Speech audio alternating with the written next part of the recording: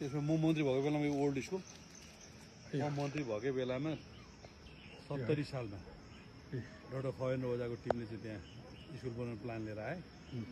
त्यस पछाडि ल अब अहिले बाटो छैन केही छैन हाम्रो गाह्रो हुन्छ कि भन्दै थिएँ। मैले भक्तपुरका 22वटा बाटो मैले सुरु गरेको छु। तपाईँ भन्नुहोस् राम्रो हुन्छ भनेपछि अब अहिले चाहिँ सुविधा सम्पन्न काठमाडौँ ओल्ड स्कुल अब भक्तपुरकै मात्रै होइन नेपालकै टपमा पर्छ।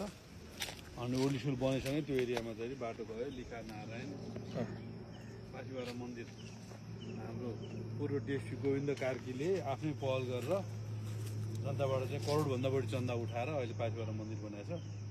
हाम्रै कार्यकालमै यो थुम्कोदेखि उ त्यो थुम्कोसम्म त्यो थुम्को प्राणी उद्यान बनाउने भनेर यो थुम्को प्राणी उद्यान जुन यो पाइलट बाबाको मन्दिरभन्दा तल हजुर यता त्यो सुवर्णेश्वरको मन्दिर हात्तीगाउँबाट गुम्नु छ जुन अस्ति एउटा दुर्घटना भएर एउटा बच्चा मऱ्यो नि ओहो त्यो एरियासम्मको भाग चाहिँ नि 246 हेक्टर जमिन छ यहाँ। यो चाहिँ प्राणी उद्यान बनाउने डिपिआर सबै भएको छ। अनि यो खाली फाँट सबै स्मार्ट सिटी भनेर भनिदियो।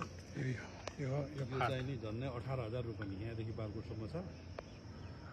यो फाट स्मार्ट सिटी यो सबै हामीले डिपिआर गरेर सब व्यवस्थित गऱ्यौँ।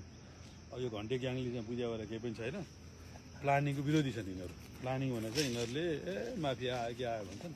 विध्वंसकारी ध्वंसकारी यिनीहरू विकास प्लानिङ भन्ने नै बुझेको छैन यिनीहरू। विकास यिनीहरूले विकास हो शिक्षा दिनु पर्ने छ।